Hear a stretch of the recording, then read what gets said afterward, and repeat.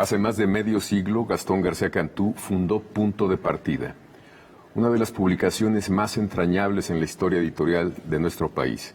Como director de difusión cultural de la UNAM, quería que los estudiantes tuvieran una revista propia. Su propósito fue crear un medio para su libre expresión, en un tiempo, decía, señalado por la intolerancia. Y tuvo razón. 2 años después de empezar a circular el primer número de Punto de Partida, ocurrió la matanza de Tlatelolco. Su primera directora fue Margot Glantz. La actual es Carmina Estrada. Gracias por estar con nosotros, Anel Pérez, directora de literatura de la UNAM, y Carmina Estrada, directora de la revista. Gracias a ti, querido Javier, y gracias por la invitación. Muchas gracias. Con mucho gusto. El haber nacido en tiempos tan difíciles, esta revista marcó, digamos, de alguna manera la marcó, ahora vista hace 55 años de su primera edición.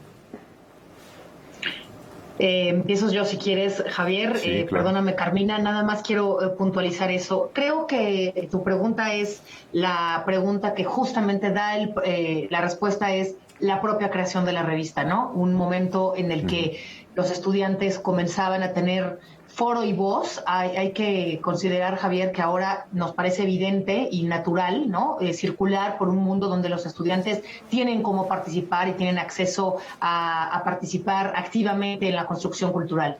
Hace 55 años no era el caso, ¿no? Entonces se necesitaba todavía un apoyo institucional para que desde la universidad se le diera una voz a esas personalidades en ese entonces muy jóvenes que tenían algo que decir pero no tenían en dónde decirlo. Y justamente como lo acabas de decir, García Cantú pensó que se necesitaba tener revista que fuera, como lo dice el título, un punto de partida, un punto desde donde iniciar una carrera literaria, una carrera para publicar, una carrera para comunicar o para decir, o incluso para participar con propuestas. Así que creo que esta revista, a lo largo de más de 5 décadas, no ha hecho otra cosa sino darle lugar a la voz de los estudiantes para poder decir muchas veces, por primera vez, eso que tienen que decir. Digamos que en los tiempos difíciles se encuentra en su área natural. Sí, y bueno, lamentablemente los tiempos siguen siendo difíciles. Punto de Partida, contra viento y marea, llega hasta estos 55 años. Y como lo decía Gastón García Cantú, tiempos señalados por la intolerancia, bien lo dijiste, las intolerancias siguen presentes, han estado presentes desde mucho tiempo antes para los jóvenes, ¿no? Una de las que ahorita tenemos más visibles, digamos, es la intolerancia de los mercados, ¿no? Finalmente es muy difícil para un joven poeta llegar a una editorial comercial, digamos, grande, con su libro bajo el brazo, aunque sea buenísimo, ¿no? Entonces, esa intolerancia sigue estando muy presente y Punto de Partida sigue siendo ese espacio, precisamente ese trampolín para impulsar esas carreras de jóvenes mujeres y hombres en la literatura y también en otras áreas como por ejemplo las artes visuales que están muy presentes en esta época de la revista. Carmina, me llama la atención lo que nos estás comentando porque finalmente también es cierto que ahora, digamos, la Internet ha permitido que los jóvenes se expresen de muchas maneras en muchos sitios que antes no tenían, digamos, acceso, no existían. Y también es cierto que hay demasiadas editoriales que publican muchísimo cada año. Sí, pero también hay muchísimas autoras y autores jóvenes. O sea, siguen siendo rebasados los mercados, digamos, por la cantidad de jóvenes que tienen algo que decir, como dice Anel, ¿no? Y ahí estamos nosotros, digamos, no digo que ya hemos sido los únicos, ¿no? El Estado cumple la función también a través del Fondo Editorial Tierra Adentro, que ha estado muy presente siempre en los últimos años, y de los PECDAS, los distintos PECDAS estatales, los apoyos estatales a la creación literaria. Pero se ha modificado, digamos, podemos hablar de épocas distintas que ha tenido la revista, ya han pasado 55 años. No, por supuesto que sí. Como bien lo han dicho los dos, esto surge un poco antes del 68, en el 66 justamente, Ujú. con un objetivo y un esfuerzo específico a darle voz. Luego en el 68 y en las participaciones hasta el 72, 74, evidentemente la revista fue fundamental y más que antes, más que en los primeros años, le dio voz y foro, ¿no?, a eso que la autoridad callaba. Entonces, incluso hubo estudiantes que en ese entonces participaban en la revista que estuvieron presos, ¿no?, en tiempos de Margot Glantz. Y luego fue teniendo diferentes evoluciones, y eso es interesantísimo, como una revista o detrás de una revista siempre están los creadores, ¿no? Quienes lo coordinan, en este caso la propia Carmina, que estamos encantados de que esté con nosotros, y en las diferentes etapas se fueron sumando diferentes ideas y diferentes propuestas. Como ejemplo puedo decirte que en algún momento en la segunda etapa, ya después de Margo, con Eugenia Rubalcaba se fundaron, y con Campos también, se fundaron los talleres de escritura justamente que proponían que se tomaran para, no necesariamente solamente para egresados de los talleres era la revista, pero sí para acompañar el ejercicio de la escritura. Hay que recordar, Javier, que este es un proyecto universitario y que la UNAM tiene una propuesta específica y un encargo y una responsabilidad en la creación y en la creación artística y en este caso en la creación literaria y de escritura. Entonces, estas evoluciones de la revista fueron dando pie no solo a temáticas diferentes. En una primera etapa fue muy literaria, ahorita Carmina nos puede expandir un poco este tema, y luego fueron aumentándose las posibilidades de ingresar con textos de humanidades, con ensayos, con ciencia, con investigación científica, y luego, por ejemplo, diferentes fórmulas de arte y de artes visuales, la fotografía en un momento, ahora la animación o las artes visuales tienen otras maneras de ingresar también a esto. Tenemos una sección para la narrativa gráfica que hoy día es fundamental, así Claro. que los propios géneros también van modificando las formas de participación, los usos de la lectura de la revista, los usos de participación de la revista tienen que ver con un antes y un después de Internet, pero también con la naturaleza propia de la universidad, que es esta manera de crear espacios para la creación artística y en este caso en particular de la creación literaria y de la escritura. Carmina, no sé si quieras agregar también algo sobre las evoluciones de la revista y sus... Bueno, Sí, les claro. propongo que vayamos a un corte para no detenernos, o pues cortar a Carmina a la mitad, para que al regreso nos hable precisamente de esas otras etapas. ¿Les parece? Claro. Gracias. Claro que sí.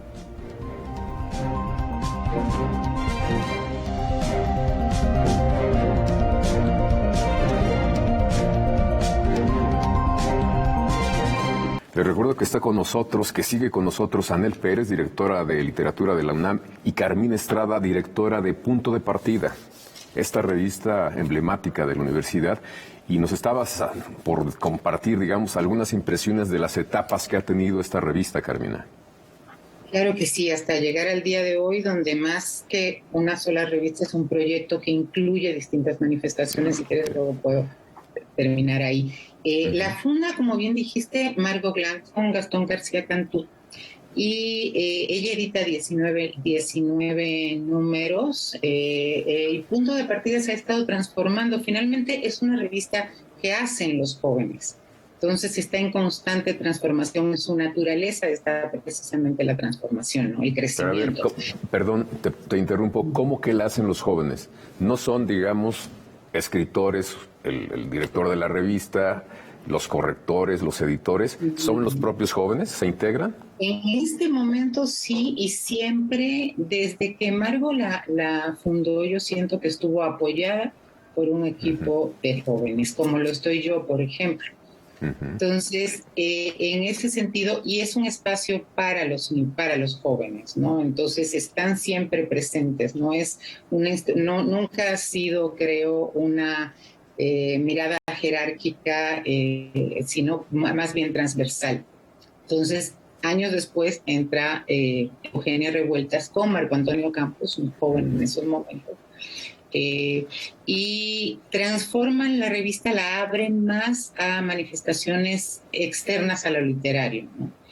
Entonces hay antropología, hay una sesión buenísima que inician, que se llama el Nahual de teatro, que coincide precisamente con este auge del teatro universitario y en la que está muy presente.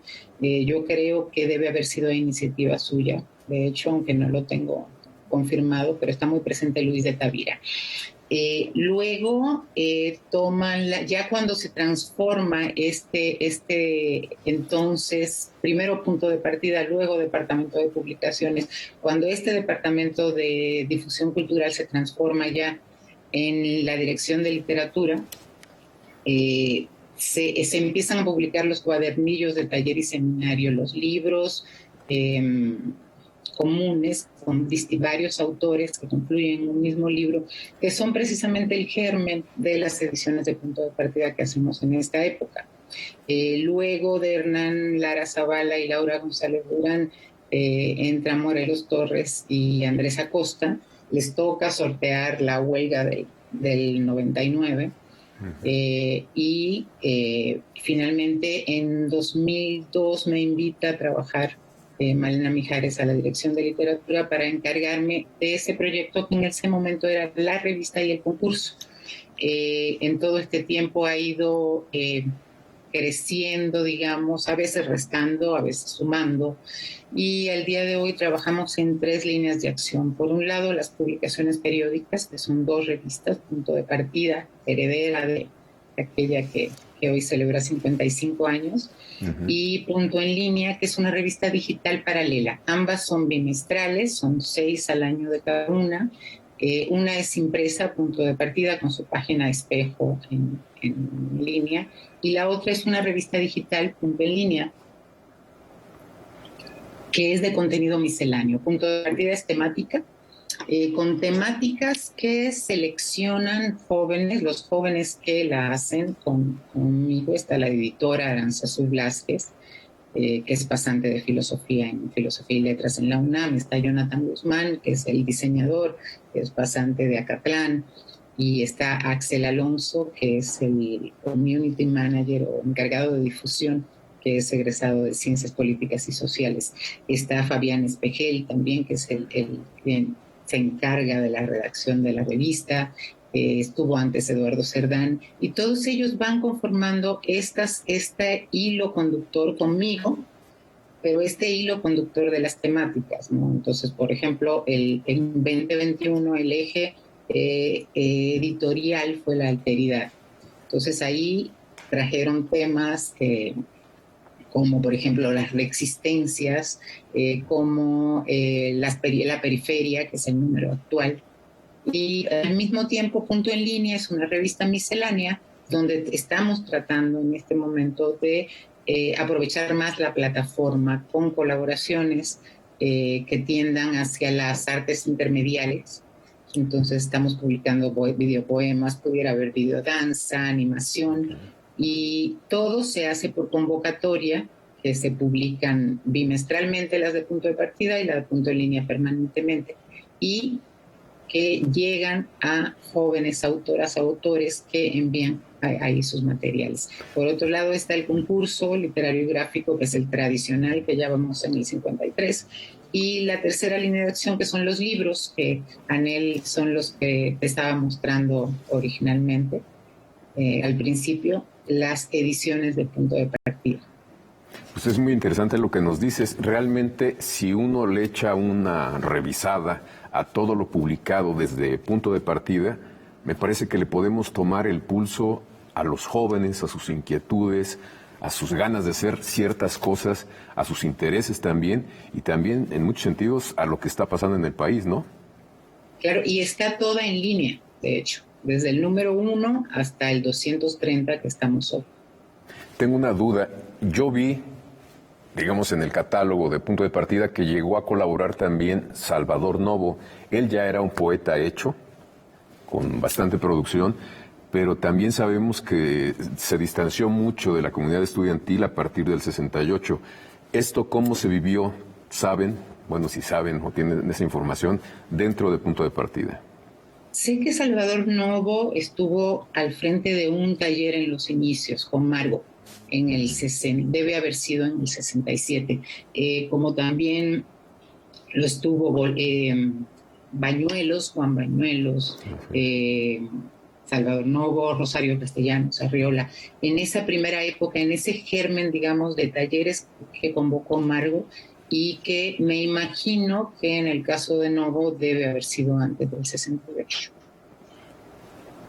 Javier, el recuento de autores y autoras que han partido justamente de punto de partida es infinito. Es impresionante, además. ¿Por qué no nos das algunos ejemplos? Bueno, te puedo decir muchísimos: Elsa Cross, Karen Villeda, Ana Clavel, Verónica Gerber, Vicente Quirarte, que estuvo con nosotros en la presentación en la que estuvo Margo, también acompañándonos en la FIL Guadalajara. Pero bueno, Mónica Brown, Cristina Rivera Garza, Carmen Villoro, Ignacio Padilla, Tomás Granados, Luis Paniagua, el propio Juan Villoro, por supuesto, Armando Salgado, Luis Felipe Fabre, Hernán Bravo Varela, que ahora está con nosotros coordinando y dirigiendo el periódico de poesía, Emiliano Álvarez. O sea, son muchísimos escritores, pero también artistas visuales, y eso es importante. Quiero insistir en ello porque me parece que es un foro que le da en contenido editorial voces también y a otras maneras creativas que tienen también una función sustantiva en un formato editorial como esta revista, y por eso es importante retomar lo que ha dicho Carmina. La revista, que es la forma impresa, ¿no? Y por cierto, el primer formato editorial lo diseñó Vicente Rojo, y ahora este es el formato actual, que tiene un poquito de color y que tiene ya la narrativa gráfica. Tiene también todas las posibilidades en punto en línea y en partir del punto para poder tener ejercicios como la animación, como los GIF. Ahora en la pandemia, Javier, los estudiantes hicieron unas acciones súper interesantes. Convocamos justamente a 2 propuestas. Una fue leer la nueva realidad, un poco dirigida a ver cómo se leía y qué pasaba con la lectura y la escritura en el ámbito de la pandemia. Y los resultados fueron muy interesantes en todos los ámbitos, no nada más el literario y el de la escritura, sino también en las animaciones que tuvimos. Véanlas y consúltenlas, están en la página, podemos compartir la liga con ustedes. Y desde luego también el tema del concurso que hicimos sobre... Carmina, se me olvidó. Vivir el encierro, que fue también otra manera en la que convocamos a compartir cómo se vivía el encierro justamente también en el tema de la creación. Los libros que hace referencia Carmina son libros muy pequeños. En este caso está Sin mayoría de edad. Carmina tiene El inventario de las cosas perdidas. Yo tengo aquí Aunque la casa se derrumbe. Y son cuento, ensayo, poesía que dan también la posibilidad editorial, más allá de la revista, para formular libros que sean también puntos de partida. En ese sentido tenemos la revista digital, el proyecto digital, los concursos, los libros. Entonces en realidad es un proyecto de varios proyectos, de 4 proyectos. Creo que seguimos inspirados en esa enorme figura que es Margo Glantz, con todo el contenido que ella quiso darle para abrir la puerta a la participación estudiantil, a las voces que no pueden publicar en ejes editoriales que tienen restricciones o que tienen líneas específicas de qué publicar, ¿no? Entonces creo que lo que abre la posibilidad a esta revista, o lo que late en el corazón y en la sangre de esta revista, es que sean los propios jóvenes quienes se dirigen, quienes proponen, quienes participan, quienes coordinan. Y en ese sentido es literalmente un punto de partida. Así es, tenemos que ir a un corte y regresamos con ustedes.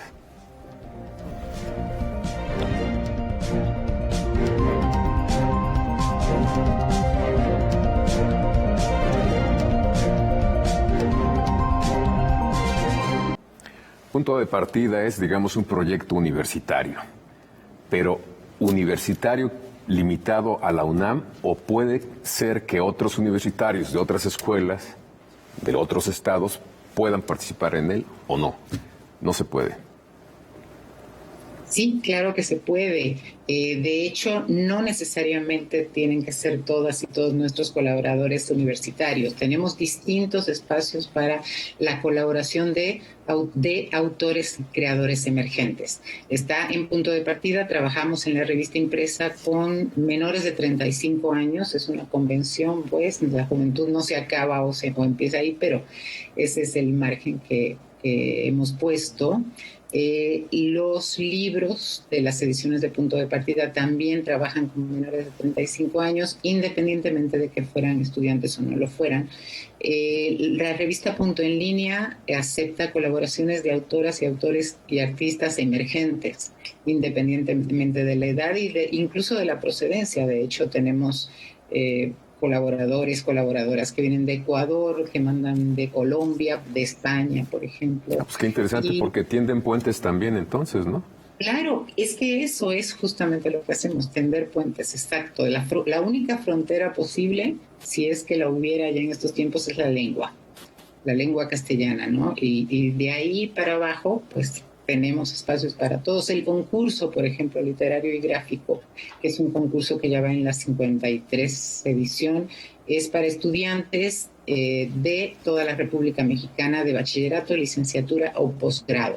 Entonces, como bien ves, tenemos convocatorias abiertas durante todo el año, algunas bimestrales, otras permanentes, y que están todas en nuestras redes y en la página de Punto de Partida. Pues finalmente es una invitación a expresarse de manera creativa a partir de las propuestas o los canales que ya tienen armados, ¿no? Así es, de eso se trata. Y a revivir, es una invitación doble, Javier, si me lo permites. No nada más es convocar a la gente y a los estudiantes, a los artistas que participen como creadores, sino a leer la revista. Es una delicia, Javier, yo les recomendaría muchísimo, por lo menos que revisen Periferias, que es la última de nuestras revistas. Es de una calidad literaria, de una calidad editorial, de una calidad gráfica realmente impresionante para pensar los centros y la periferia en la escritura y en las artes y en las identidades también. Creo que es una revista que va construyendo a la par de lo literario la realidad, la propia realidad, y es una manera de ir siguiendo lo que los jóvenes quieren, lo que los jóvenes universitarios quieren, ya con esta aclaración de Carmina de que no son solamente los jóvenes universitarios de la UNAM. Y me parece que es muy refrescante, Javier, además de leer lo que todos leemos cuando vamos a una librería y compramos editoriales, digamos, de escritores consumados, las voces nuevas, ¿no? Las nuevas, frescas posturas y ritmos poéticos, ritmos artísticos, visuales, y es fundamental estar al tanto de estas voces emergentes. Irreverentes muchas veces, inconformes otras, pero necesarias también, porque finalmente son los jóvenes los que van a empezar a construir o están construyendo desde su particular punto de vista el país del que formamos parte todos y de esa patria común que es nuestra lengua. Me llama la atención la calidad de los materiales, por ejemplo, de las publicaciones.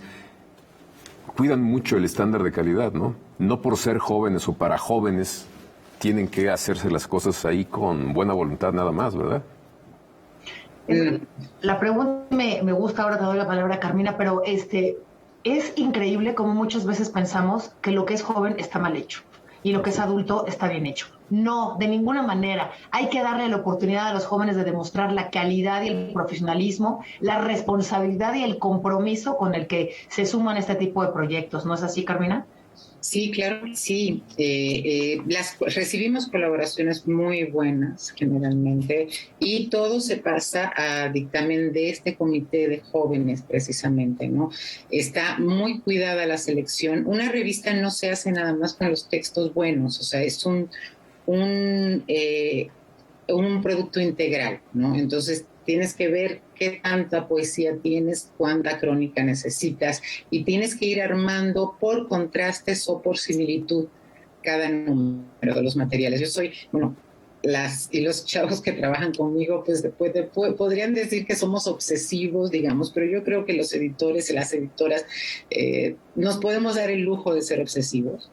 Es una edición muy artesanal la que yo trabajo con ellos. También hay una parte formativa, digamos, en este proyecto que es estos jóvenes que se han ido acercando al oficio de la edición en punto de partida, ¿no? Esa es la otra parte. Tenemos por un lado quienes la hacen, quienes la hacemos, esta parte artesanal, quienes la reciben, los jóvenes, las jóvenes que nos leen, que es nuestro público objetivo, y las escritoras, las autoras, los autores y artistas que participan con su labor de creación en ella, ¿no? Así es, pues estamos por cerrar, tiempo. Anel, dinos. No, quería saber si tenía tiempo de leer brevemente un fragmento o un poema completo. Léelo.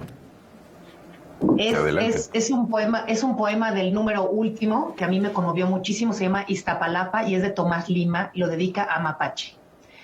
El periférico está al alcance de mis manos. La luna en cuarto menguante, las pipas pasan llevando el agua todos los días. Iztapalapa no tiene nada. Vivo aquí, una mujer aparece embolsada. Lo más inhóspitos rincones serán la tumba, musiquita de series navideñas como Requiem, hoy de un amigo, mañana de mí mismo. San Judas nos verá como gesto triste, la Virgen nos cuida, San Diego es mi amigo, un moreno, un carnal abajo y a la izquierda, en su pecho lleva la divinidad, aunque se crea sin destino. Es José, la comadreja, un mismo amigo, yo, la muerte. Aquí es borracha la pinche muerte, borracha la pinche carne, y aún sin principios, la amistad existe. Esto es nada más una muestra para reconocer la calidad, en este caso un poema, pero el resto del número es una maravilla. Yo les invito a que conozcan las nuevas voces y que participen quienes lo puedan hacer en esta maravilla de proyecto en la que estamos orgullosos de celebrar 55 años, dando justamente espacios y puntos de partida. Muchísimas gracias, Anel Pérez. Muchísimas gracias, Carmina. Gracias también a ustedes por acompañarnos y los esperamos aquí la próxima semana.